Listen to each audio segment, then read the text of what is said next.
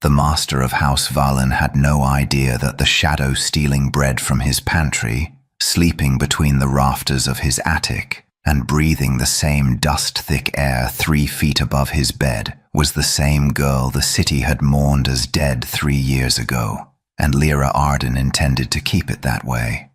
She pressed her palm against the rough wood of a support beam, feeling the vibration of footsteps 2 floors below.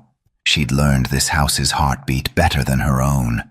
Every groan of settling timber, every creak of boards that sang when weight shifted west to east, every pocket of air that whistled through gaps only she knew existed. 3 years of living inside the skeleton of the Valen estate had turned her into something more than a trespasser and less than a ghost. She was the thing that breathed in negative space.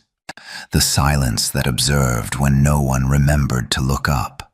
Tonight, though, something was wrong. The footsteps weren't following their usual pattern. The servants retired at the same hour every evening, walked the same paths through corridors, paused at the same doorways to extinguish lamps before heading to the quarters. She'd memorized their rhythms the way other girls memorized dance steps. But these footsteps were different, too measured, too deliberate, and they were climbing the narrow staircase that led to the western attic, the one she used to access her nests of stolen blankets and hoarded supplies. She held her breath. The crawl space she occupied was barely wide enough for her shoulders. It had been a servant's passage once, back when the original estate was built during Blackmere's founding. Before renovations buried the old bones beneath newer wings, and everyone forgot the veins that ran between walls. Lyra had found the entrance by accident during her first desperate night, half frozen, bleeding from a gash where she'd torn herself climbing the estate's outer wall, with nowhere left in the world that wouldn't kill her on sight. The house had opened for her like a secret kept too long. It had swallowed her whole. She pressed her eye to a knothole in the wood and watched. A man stood at the base of the attic ladder. Not a servant, not a guard. Cassian Valen himself, dark hair falling across his forehead, still wearing his day clothes but with his collar loosened, holding a single candle that cast long shadows up the walls. He wasn't looking around with confusion or suspicion. He was looking up, directly at the ceiling hatch, with an expression of absolute, infuriating patience, as though he were waiting, as though he knew. Lyra's pulse hammered against her ribs. She didn't move, didn't let herself even shift weight. She'd seen him before, of course, hundreds of times over 3 years, through cracks and gaps and the spaces between floorboards. She'd watched Cassian Valen move through his own house like a man carrying ghosts he couldn't name. She'd watched him sit alone in his study past midnight, staring at ledgers he never seemed to finish reading. She'd watched him speak to servants with unexpected gentleness, watched him dismiss advisors who suggested cruelty, watched him murmur to himself in that quiet, deliberate way when he thought no one could hear. She'd watched him grieve his father without tears, and now he was climbing the ladder, 1 rung, 2, 3. His movements were unhurried, almost careful, as though he didn't want to startle something fragile.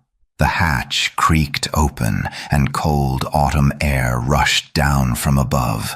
Lyra pressed herself flatter against the beam, dust catching in her throat, every muscle locked. Candlelight spilled across the attic floor. He didn't shout for guards, didn't draw a weapon, didn't even look surprised when his eyes found her, crouched in the shadows like something feral and cornered.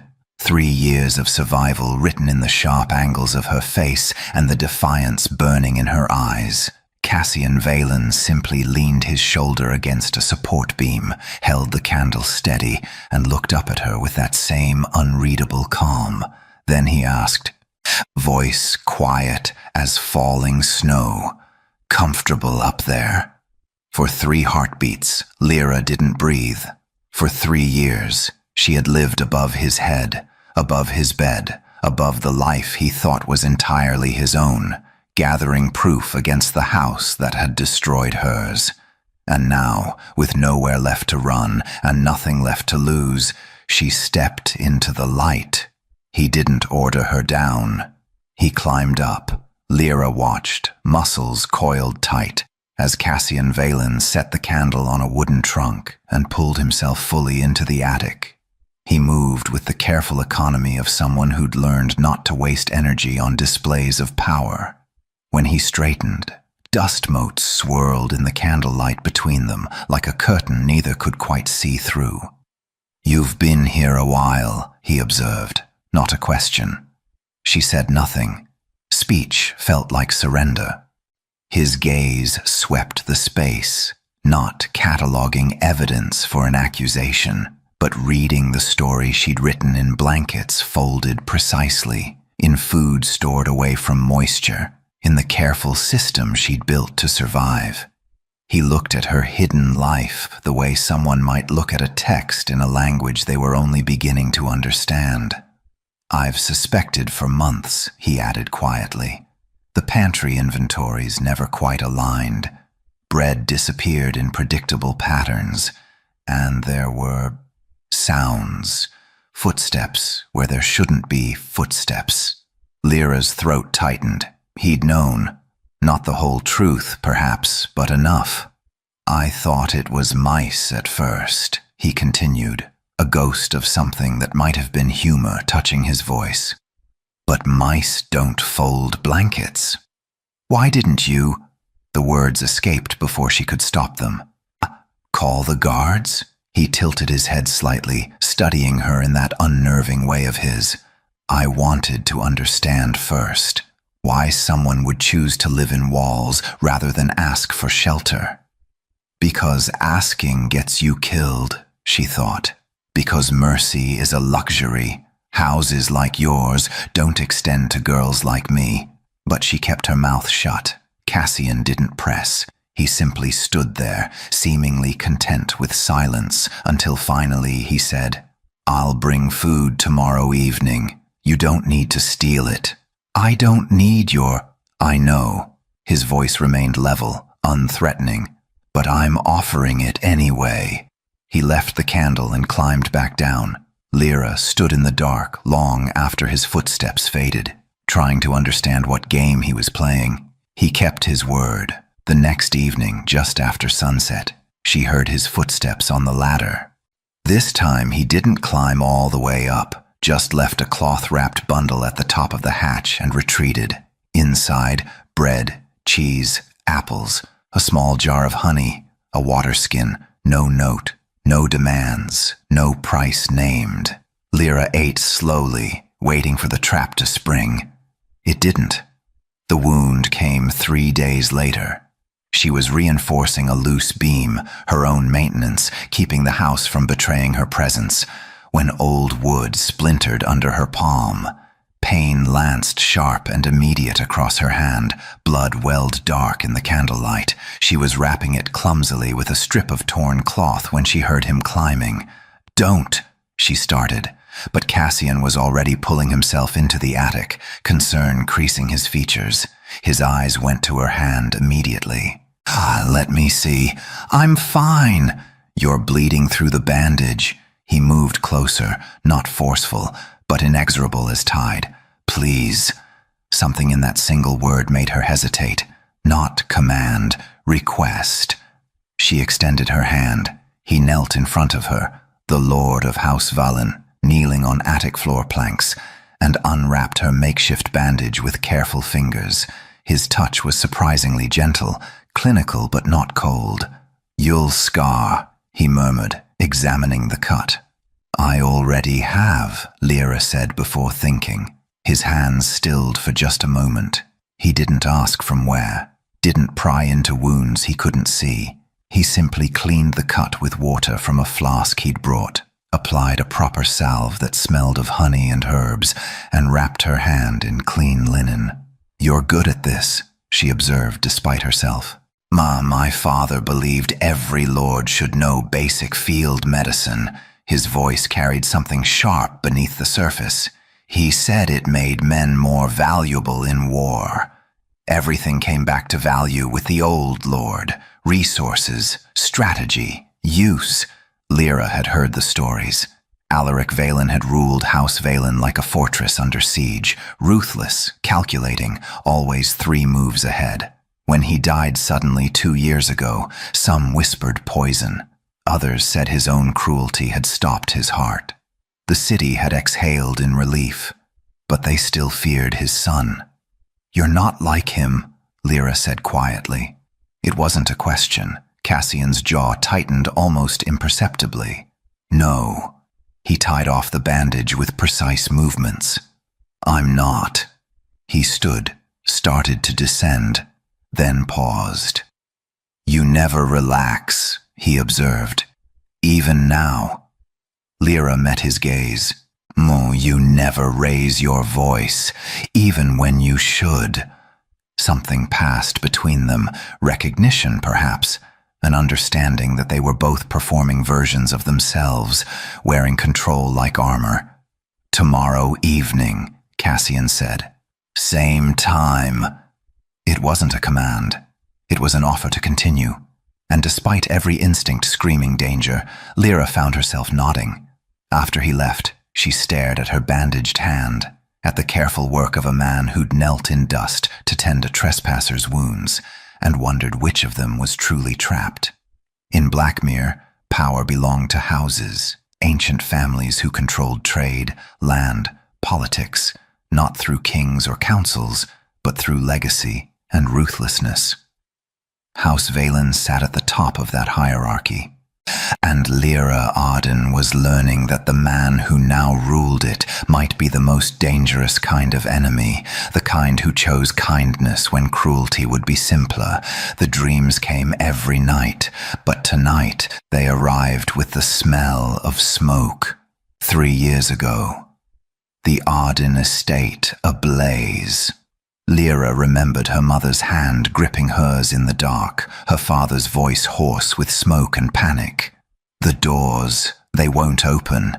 Someone sealed them from outside." Fire climbed the walls like something alive and hungry. The windows had been barred, every exit blocked. Not an accident, a massacre dressed as misfortune. Her father had found the servants' passage, the one the family used during the old wars, before Blackmere's houses made peace. He'd shoved Lyra inside, pressed a kiss to her forehead that tasted like ash and goodbye. "Run," he'd whispered. "Oh, don't stop. Don't look back." She'd crawled through those tunnels while her home became a funeral pyre, emerged in the lower city covered in soot and blood, half mad with grief, while the official reports already called it tragic and unavoidable. While guards counted foreign coin in dark alleys, while House Valen quietly absorbed Arden holdings, Lyra woke gasping, the attic pressing close around her like a coffin.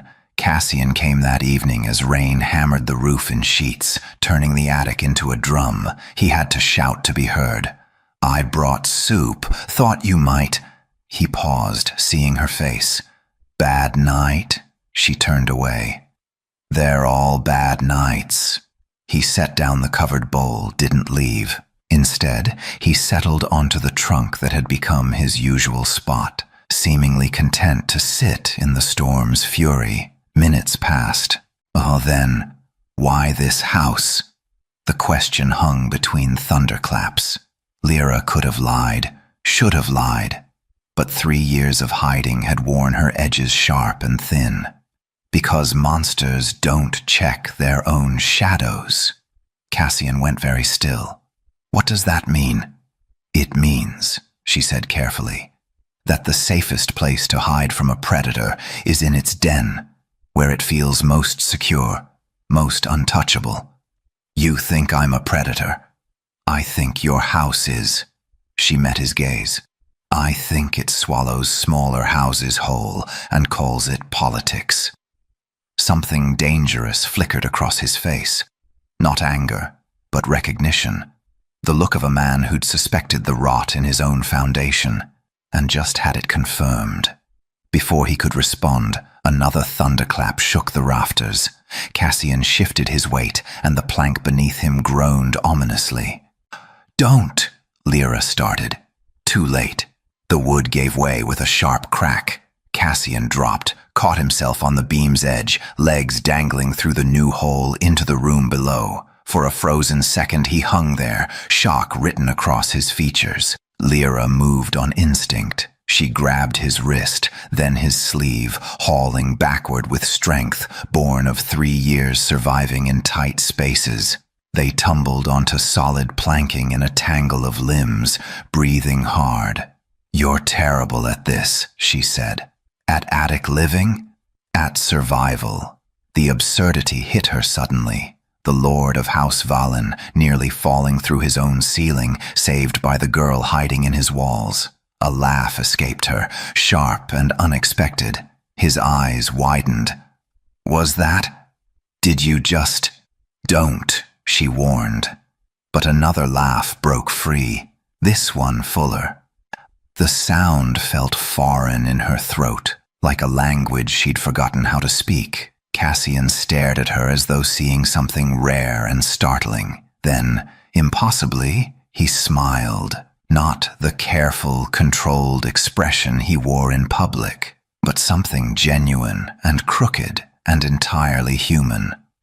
"I think," he said slowly, still catching his breath, "that was the first time I've heard you laugh. Don't get used to it.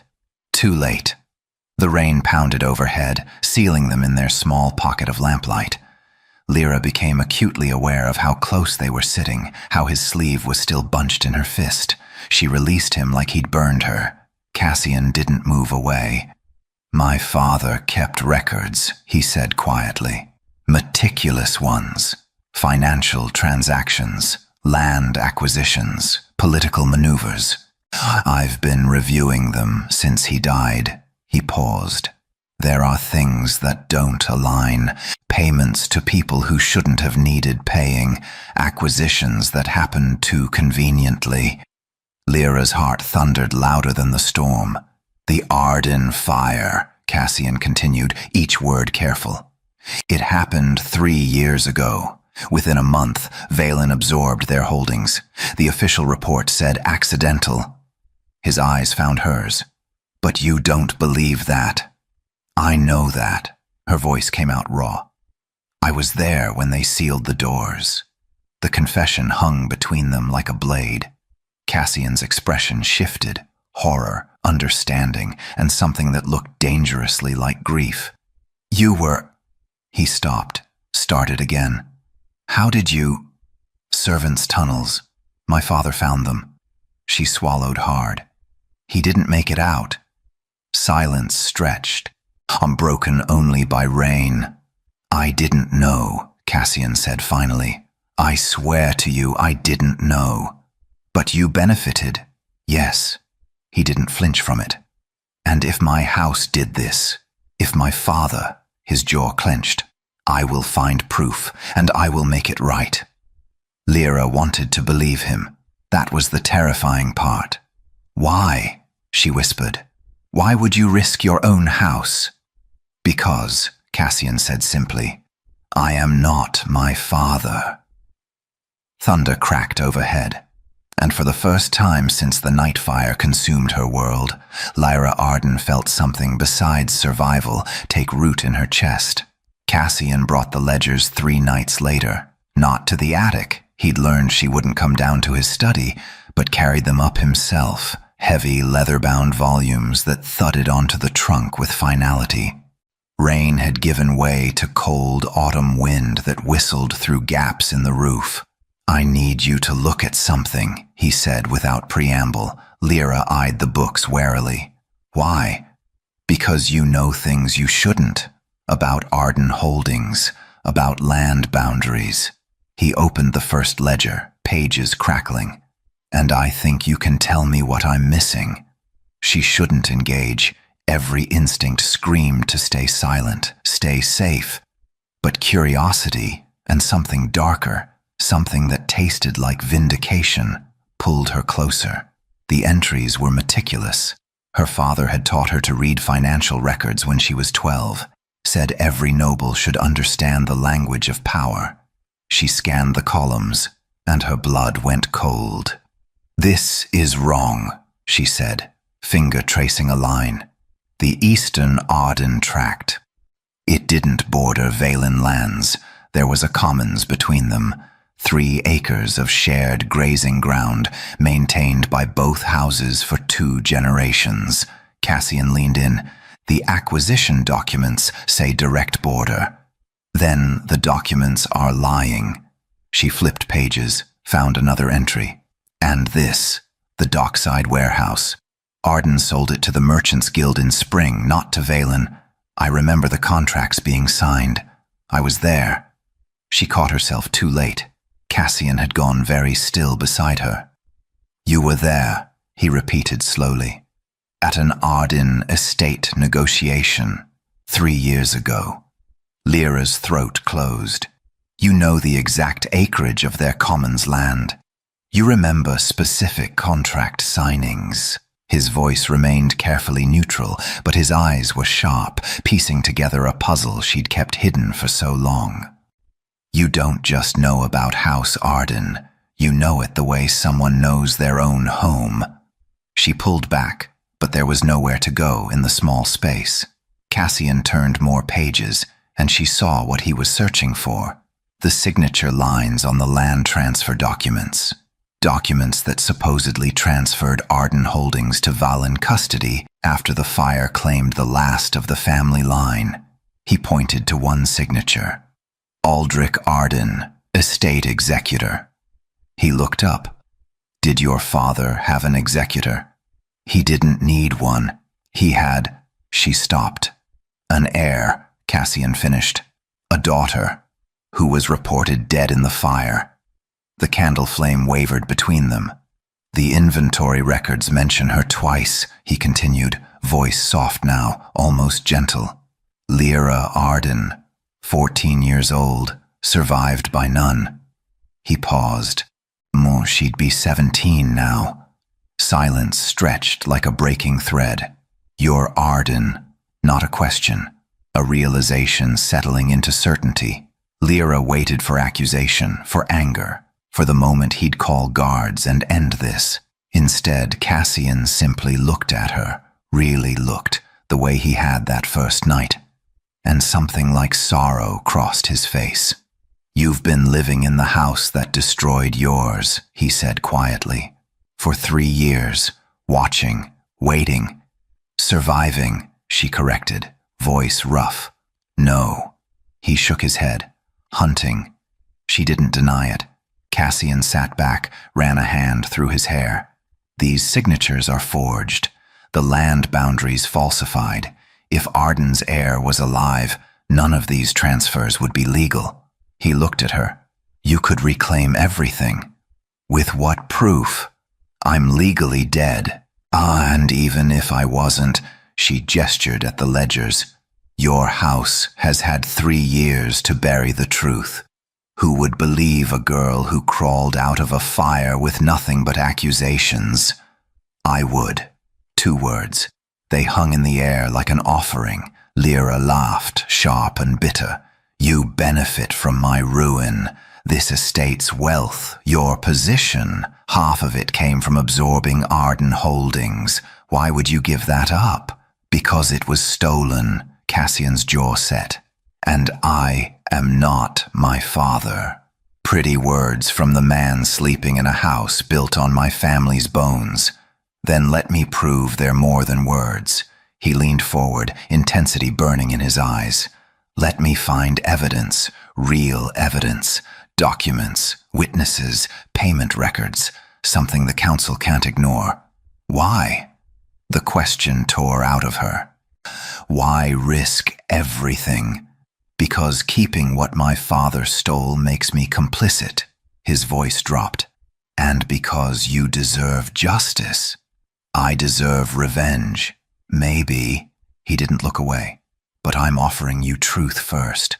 Publicly documented, legally binding truth. It's slower than a knife in the dark, but it lasts." Lyra studied his face, searching for deception, for the crack where his true intentions would show. But Cassian Valen met her gaze steadily. This man who'd fed her, tended her wounds, sat with her in silence and storm. This man who stood to lose everything if he kept his word. "If your house did this," Cassian said carefully, "I will undo it, all of it, even if it costs me Valen's seat on the council, even if it leaves me with nothing." He paused. "But I need your help." An uneasy alliance. A gamble that could destroy them both.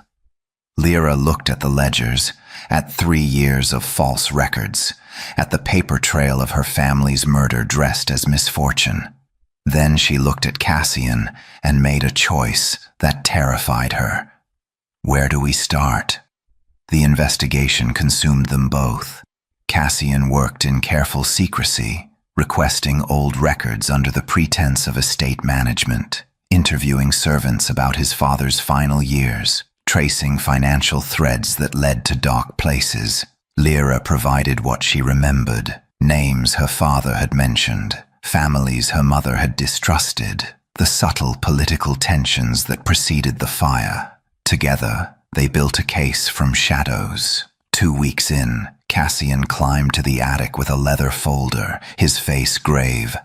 "I found the bribery trail," he said without preamble. "Payments to 3 city guards, foreign coin, Calvary silver, untraceable through normal channels, but my father kept obsessive records." He spread documents across the floor. "Here, 3 deposits, each the day after the Arden fire, marked as security consultation fees." Lyra's hands trembled as she studied the pages. "These guards, I remember them. They were at our estate that night, supposedly conducting a routine inspection." Her voice hardened. "They're the ones who sealed the doors. 2 are dead now, hunting accidents officially." Cassian's jaw tightened. "But the 3rd transferred to the eastern border garrison. I've sent word requesting his testimony." "He'll never talk." "He will if he thinks refusing means hanging for murder." Cassian met her eyes. "The council won't ignore 3 coordinated deaths. If they bring charges," Lyra thought, "if they don't protect their own." "There's more," Cassian continued. "The land seizure documents. They were filed 3 days before the fire. Someone knew Arden would be vulnerable before it happened. The air left Lyra's lungs, premeditated, not opportunistic, but planned. "Who filed them?" she whispered. "Initially, your father's supposed executor, Aldrich Arden, except..." He pulled another document. "Aldrich Arden died 6 months earlier. Heart failure. I found the death record. A ghost signature, written in my father's hand." Cassian's voice carried equal parts anger and shame. "I compared it to his personal correspondence. The slant, the pressure. It's identical." Lyra closed her eyes. "Proof. Finally, concrete proof." "The council started asking questions," Cassian said quietly. "Rumors of an audit on old land acquisitions. Someone's pushing for review of all transfers from the past 5 years. Who? I don't know yet, but it means we're running out of time." He gathered the documents carefully. "If they discover Valen's corruption before we present evidence properly, they'll bury it to avoid scandal. But if we come forward first, we control the narrative." "Exactly." Their eyes met in the candlelight, and Lyra felt the weight of what they were building. Not just a case, a revolution against the very system that had protected men like Alaric Valen. "I'll keep searching," Cassian said. "There has to be more. Physical evidence, witnesses we can protect." He didn't climb down until well past midnight. Lyra found him 3 nights later, slumped over his desk in the study.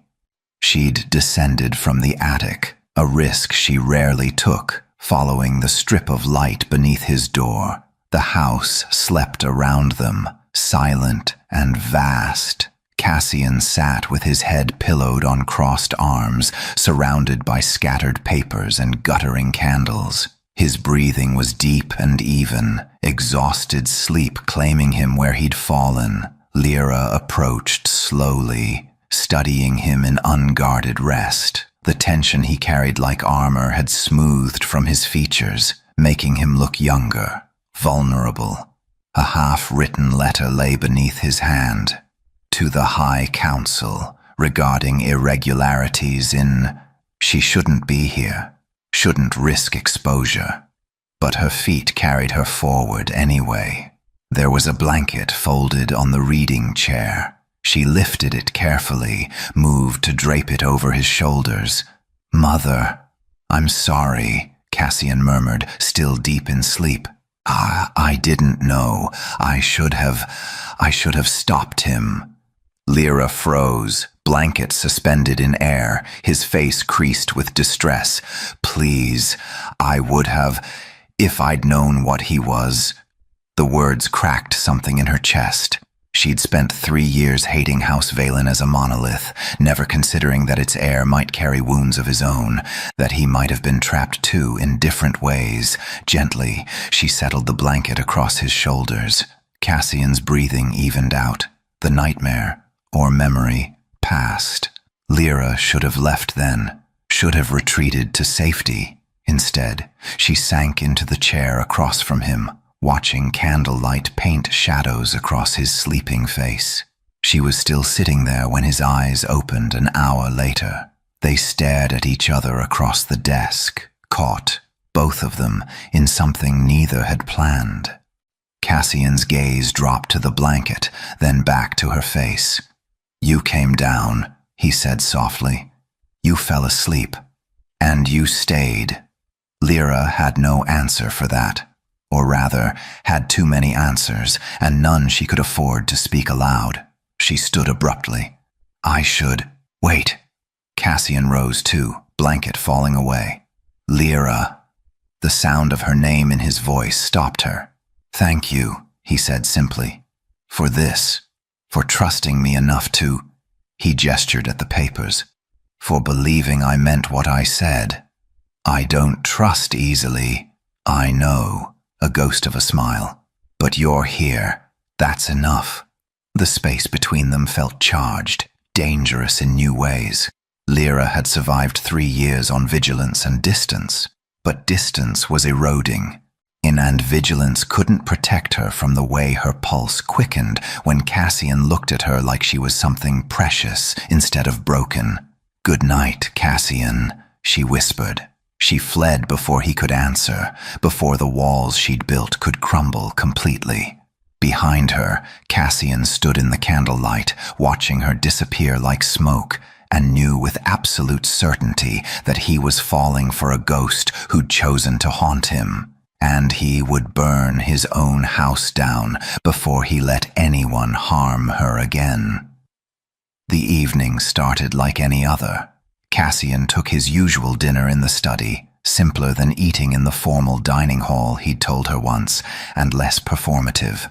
Lyra had taken to watching from the servants' passage behind the east wall, a crack in the paneling giving her a sliver of view. She told herself it was strategic, monitoring his investigation, ensuring he kept his word. The truth was harder to admit. Tonight, a servant brought the evening tray. Roasted pheasant, bread, and wine in a crystal decanter that caught lamplight like captured stars. Cassian thanked the man absently, already absorbed in a document detailing grain shipments from 3 years prior. The servant withdrew. Cassian reached for the wine without looking, poured a glass with practiced ease, lifted it toward his lips. The smell hit Lyra like a fist. Bitter almonds, faint but unmistakable beneath the wine's deep notes. She moved before thought, before fear, before anything but instinct. The hidden panel slammed open, and she lunged across the study in 3 strides. "Don't!" Her hand struck the crystal glass, sent it flying from Cassian's grip. It shattered against the wall in an explosion of dark liquid and glass shards. Cassian jerked back, shock written across his face. "What?" The study door burst open. Guards flooded in, drawn by the crash, hands on sword hilts. "My lord." The captain scanned the room, found Lyra standing there, wild-haired, breathing hard, very much not supposed to exist. His eyes widened. "Who?" "She just saved my life," Cassian said quietly, staring at the wine spreading across the floor like blood. Lyra's legs shook. She pressed a hand against the desk for balance. "Smell it," she said hoarsely. "Bitter almonds. It's in the wine." The captain knelt, inhaled carefully, and his face went white. "Poison. Cyanide derivative." He looked up sharply. "Who brought the tray?" "Marcus, the evening steward." "Get him, now. And seal the kitchens. No one leaves." The captain rose, but his gaze kept sliding to Lyra. "My lord, the girl is under my protection," Cassian said, voice hardening to steel. "Anyone who questions that will answer to me personally." The guards withdrew in controlled chaos, leaving them alone. Silence stretched, broken only by Lyra's ragged breathing. "How did you know?" Cassian asked. "My mother taught me. She said noble women should recognize poisons. We're frequent targets." The words came mechanically. "Bitter almonds mean cyanide. In wine, it's nearly impossible to detect unless you're looking for it. You risked yourself." Something raw entered his voice. "You came out of hiding, exposed yourself to my gods, knowing what it could cost. You're an idiot," she snapped, fear transmuting to anger because anger was safer. "You dismiss servants early, eat alone, don't taste your food before drinking. You're practically begging someone to kill you. Lyra, do you understand what you've done?" Her voice cracked. "Now they've seen me. Now they know someone's here. Even under your protection, I'm—" She couldn't finish. Visible, vulnerable, known. "I'm sorry."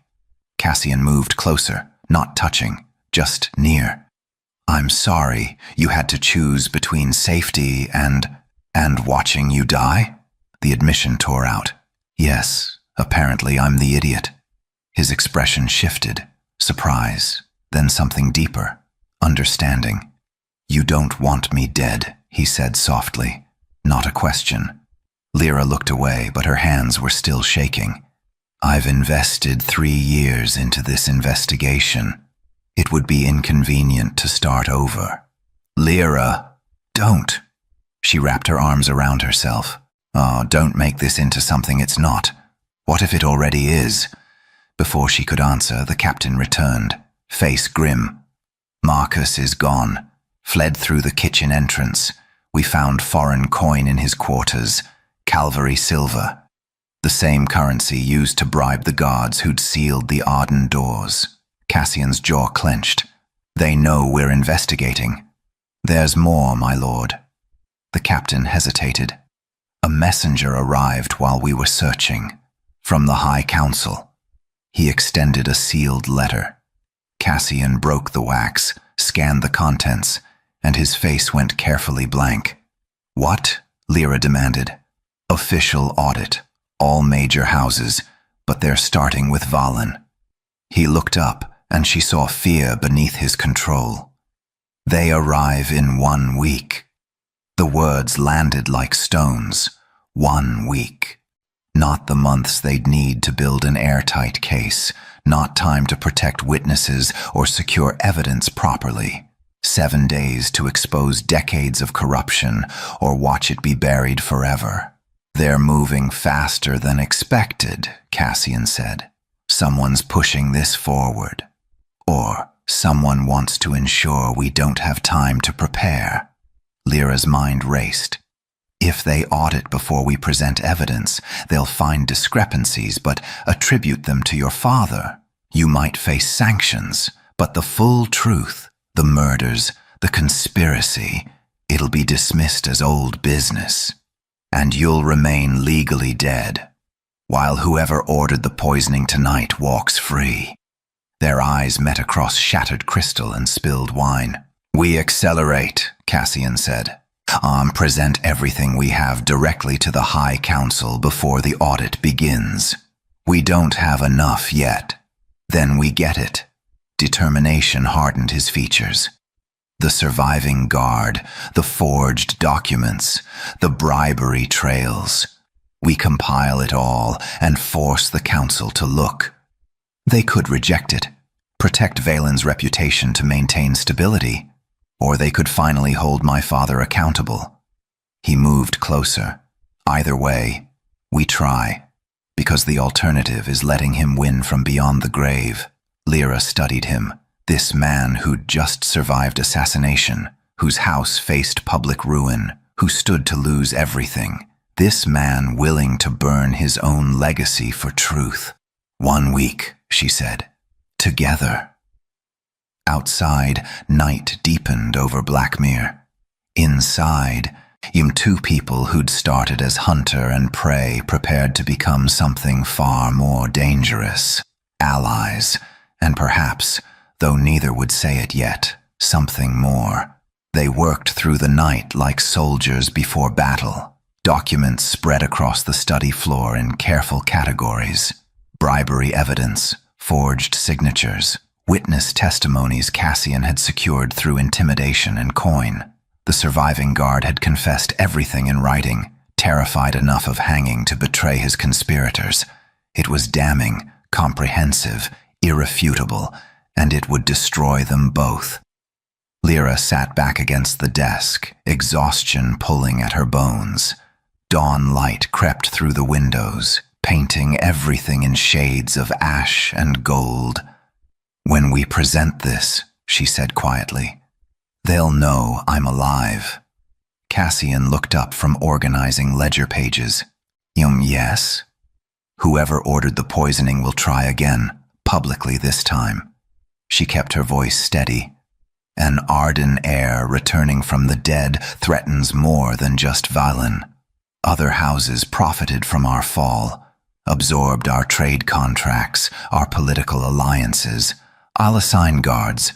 Guards can be bought. You know that now. Silence settled heavy between them.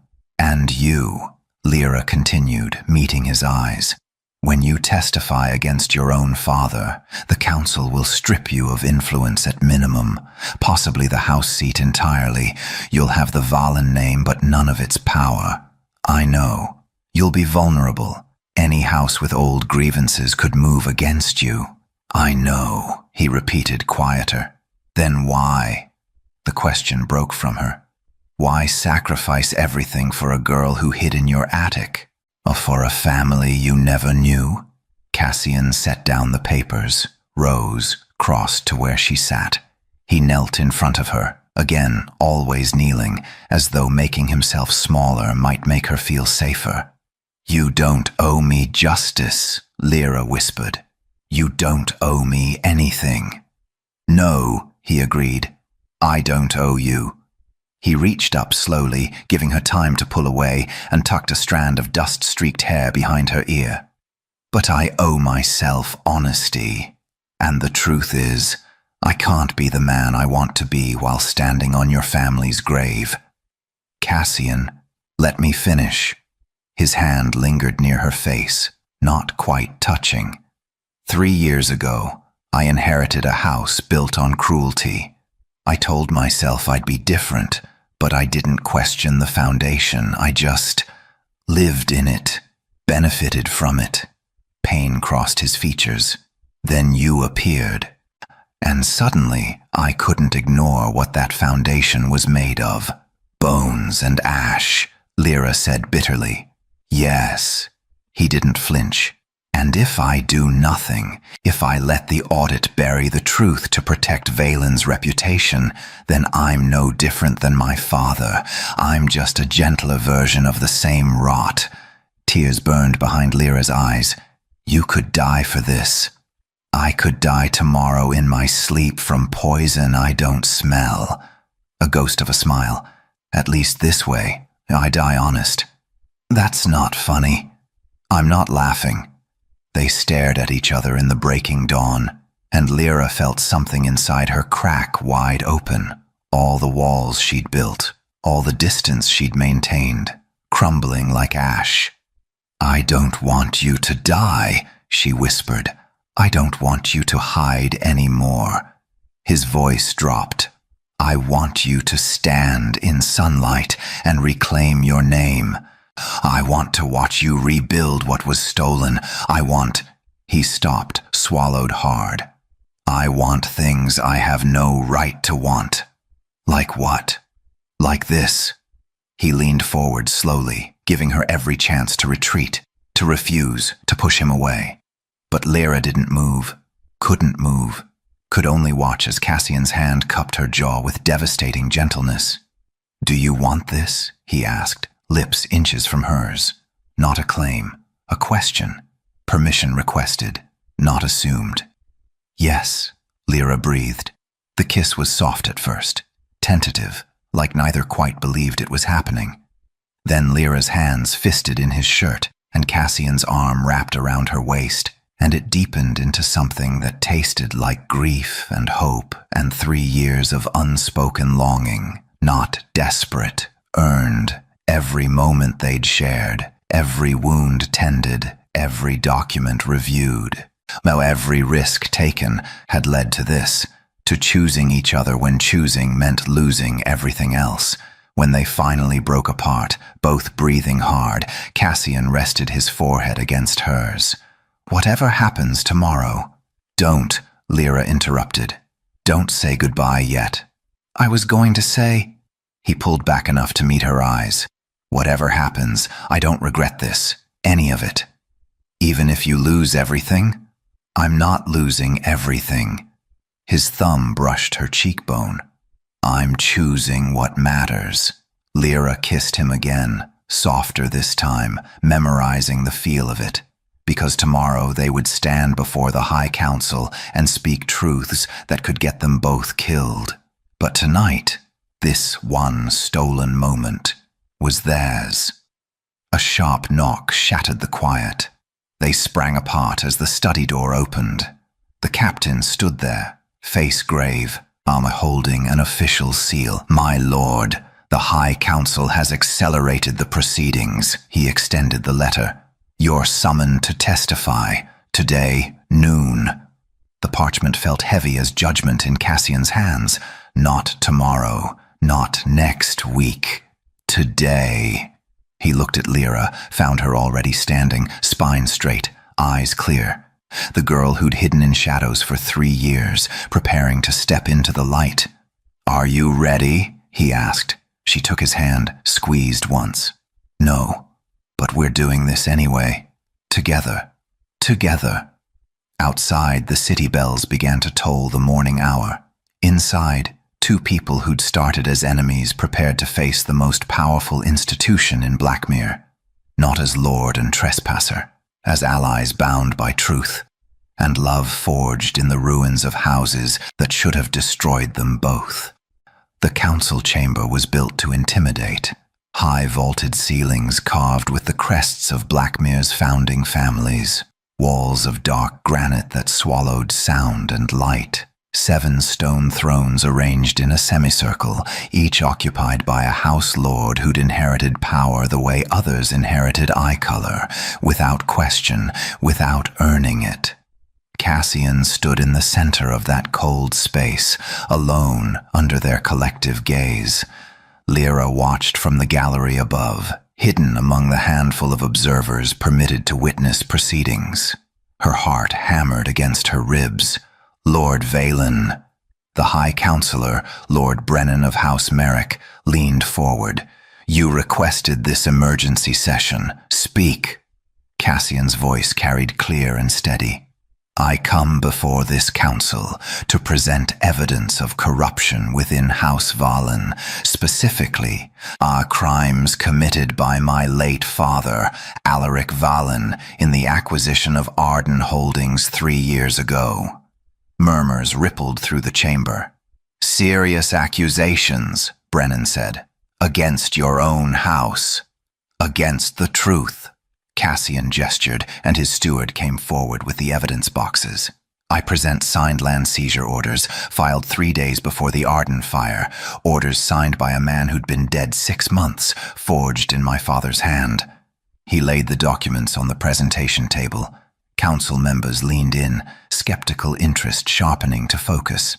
Financial records showing payments of Calvary silver to 3 city guards, the same guards who were present at the Arden estate the night of the fire. Payments marked as consultation fees, but deposited the day after the family burned. More papers. The council's expressions darkened. And a signed confession from the surviving guard, detailing how he and his companions were paid to seal the Arden estate doors from the outside, paid to ensure no one escaped. The chamber erupted. Preposterous. An obvious forgery. Lord Valen, do you understand what you're claiming? Murder, Cassian said flatly. Conspiracy. Theft of lands through orchestrated massacre. I understand perfectly. Lord Thane of House Corvus rose, face flushed with anger. You would disgrace your own house with these wild allegations. Besmirch your father's legacy based on documents that could easily be fabricated. These documents are verified, Cassian replied. Compare the handwriting. Cross-reference the financial records with the city guard's payment logs. Everything is traceable. Even if true, Lady Morwen interjected, why bring this forward? You inherited your father's sins, but you didn't commit them. The council would have quietly resolved any irregularities. By burying them, Cassian said. By protecting house reputation over justice. That is how houses survive, Thane snapped. That is how houses rot from within. Cassian's voice hardened. I will not build my legacy on stolen land and murdered innocents. Then you're a fool, Thane spat. You disgrace your house. Cassian met his eyes. No, I cleanse it. Silence fell like a blade. Then Lyra stood. Every eye in the gallery turned to her. She descended the stairs slowly, each step feeling like walking into fire. Whispers chased her movement. Who is she? Oh, why does she dare? She reached the chamber floor and walked to Cassian's side. My name, she said, voice shaking but clear, is Lyra Arden, daughter of Marcus and Elena Arden, heir to House Arden. She turned to face the council. And I did not die 3 years ago. The chamber exploded into chaos. Impossible. The girl died in the fire. Guards, remove this impostor. Let her speak. Cassian's voice cut through the noise. Not loud, but absolute. Let her speak, or I walk from this chamber and take this evidence to every broadsheet in the city. Brennan raised a hand. Silence grudgingly returned. Lyra's hands clenched at her sides. The night of the fire, I was 14. My parents were hosting a small gathering. Our city guards arrived for what they called a routine inspection. Her voice steadied as she spoke truth she'd carried alone for 3 years. But they didn't inspect. They sealed every door from the outside, barred every window. She could feel the council's attention sharpening. My father found the old servant tunnels. He pushed me inside and told me to run. Her throat tightened. I crawled through those passages while my home became a pyre. While my parents... She stopped, breathed, while they burned alive behind locked doors. Why come forward now? Brennan asked quietly. Because I found proof. Because Lord Valen chose integrity over inheritance. She looked at Cassian. Because someone finally believed me. Cassian didn't step in front of her, didn't shield or speak for her. He simply stood beside her, presence steady, letting her claim her own voice. These are serious allegations, Brennan said. If true, they are true. Lyra's voice rang clear. And I have lived 3 years in the shadows of the house that destroyed mine, gathering proof, waiting for the moment I could speak without being silenced. The council members exchanged weighted glances, political calculations happening in real time. Finally, Brennan spoke. "This council will review all evidence presented. If Lord Valen's claims are substantiated," he paused, "House Arden's lands and titles will be restored to its rightful heir. House Valen will be stripped of all holdings acquired through fraudulent means." "And Lord Valen?" Thane demanded. "What of his complicity?" "He had no knowledge," Lyra said firmly. "He was barely older than I when it happened." "Nevertheless," Brennan continued, "House Valen's seat on this council will be retained, but with reduced holdings and voting influence, a consequence of inheriting corruption, even unknowingly." Cassian inclined his head. "I accept the council's judgment." "So ruled," Brennan declared. "Lady Arden, you will be assigned protection until threats against you are neutralized. Lord Valen, you will provide full cooperation in identifying your father's remaining conspirators." "Gladly," Cassian said. The session dissolved. Lords and ladies filed out, already calculating how this shift in power affected their own interests. Lyra stood in the emptying chamber, legs shaking now that adrenaline was fading. Cassian's hand found hers, squeezed gently. "You did it," he murmured. "We did it." They'd won, lost everything, and won everything simultaneously. Justice, truth, each other. And a future neither had dared imagine until now. Spring came to Blackmere like a promise kept. 6 months had passed since the council's verdict, and the city had transformed in small, significant ways. The Arden estate, what remained of it after the fire, was being rebuilt stone by stone. Lyra oversaw the construction herself, walking through scaffolding and sawdust, reclaiming her family's legacy one careful decision at a time. The dock workers who'd been displaced when Valen absorbed Arden trade contracts returned to their posts. Fair wages, her father's old foreman said with tears in his eyes. Just like the old days. House Valen's estate stood quieter now. Smaller staff, fewer political visitors, reduced holdings that left the treasury leaner but cleaner. Some of the old guard had resigned rather than serve under a lord who'd chosen truth over power. Cassian didn't mourn their loss. "The house feels lighter," he told Lyra one evening as they walked the grounds together. A routine they'd fallen into. Her visits no longer covert, no longer survival, but choice. "Smaller," she corrected with a slight smile. "Better."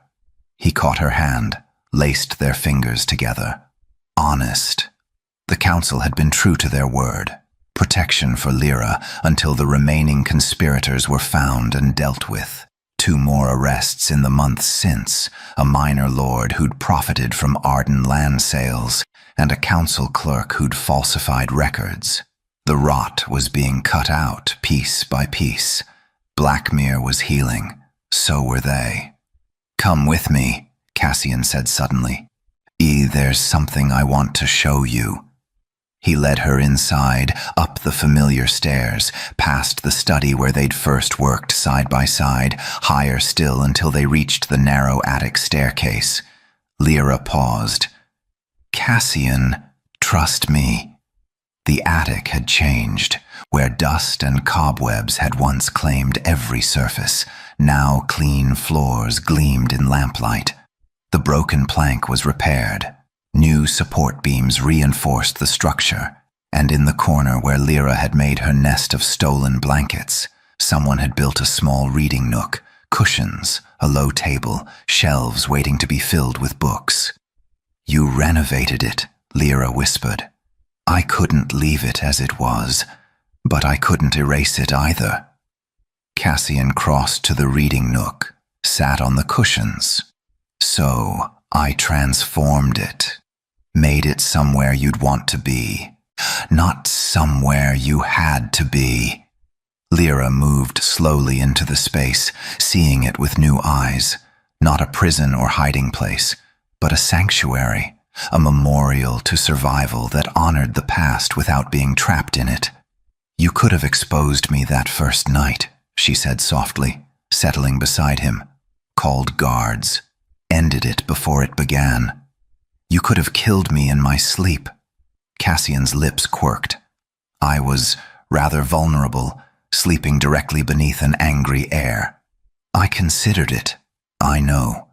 He reached up, tucked hair behind her ear in a gesture that had become habitual, tender. "But you didn't, just like I didn't call those guards. Why didn't you?" "Because something in your eyes told me you weren't just surviving, you were searching." He paused. "And I think part of me wanted to be found.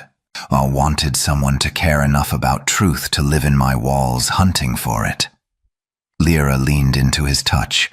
"I found more than truth." "So did I." They sat in comfortable silence, lamplight casting soft shadows on walls that had once hidden so much pain. Now they held only memory and the promise of something better. "Comfortable up there?" Cassian asked, echoing that first impossible question. Lyra looked at him, really looked at this man who'd chosen to burn his own legacy rather than live with lies, who'd stood beside her, not in front of her, when she reclaimed her voice, who'd transformed her prison into a refuge. "Yes," she whispered, "because I'm not hiding anymore." She kissed him then, soft and sure, tasting like spring and new beginnings. When they broke apart, Cassian rested his forehead against hers. "Stay tonight," he said quietly. "Not in the attic, in the house, with me. People will talk. Let them." He smiled. "I'm courting the lady of House Arden, properly, with intention. Let the whole city know." "Courting?" Lyra raised an eyebrow. "Rather presumptuous." "Is it?" His hand found hers, thumb brushing across her knuckles. "Because I intend to marry you, Lyra Arden, eventually, when you're ready. When your house is rebuilt and your life is your own again." He paused. "If you'll have a lord with a smaller estate and a tarnished name." "A lord with integrity," Lyra corrected. "With honor. With a heart that chose justice over everything else." She squeezed his hand. "Yes, eventually. When we're ready. No more hiding." "No more hiding," she confirmed. "For either of us." They descended from the attic hand in hand, leaving the lamp burning behind them. Not abandoning the space, but choosing to live beyond it. That night, Lyra fell asleep in a guest room 2 doors down from Cassian's chambers, propriety maintained, but proximity chosen. She dreamed not of fire and sealed doors, but of rebuilding, of stone laid upon stone, of foundations that would hold, of a future built on truth instead of ash. He didn't find a trespasser in his attic that autumn night 3 years ago. He found the truth buried in his own house, truth that had roots in corruption, but branches that reached towards something better. And she didn't hide in those rafters just to survive. She hid long enough to choose who deserved to stand beside her when she stepped back into the light, long enough to find someone who would burn his own world down before letting hers stay buried. On home wasn't the attic anymore. It was the place where neither of them had to disappear to be safe. It was the space between heartbeats, where 2 people who'd started as shadows became solid, real, whole. It was choosing each other, again and again, in a city that was finally learning to choose truth over silence. And in the house on the cliffs overlooking the sea, where secrets had once layered deeper than foundations, now there was only light. If this story moved you, let me know which moment stayed with you longest. And if you want more slow burn romances where love isn't stolen, it's earned through truth, courage, and the kind of trust that transforms everything, don't forget to subscribe.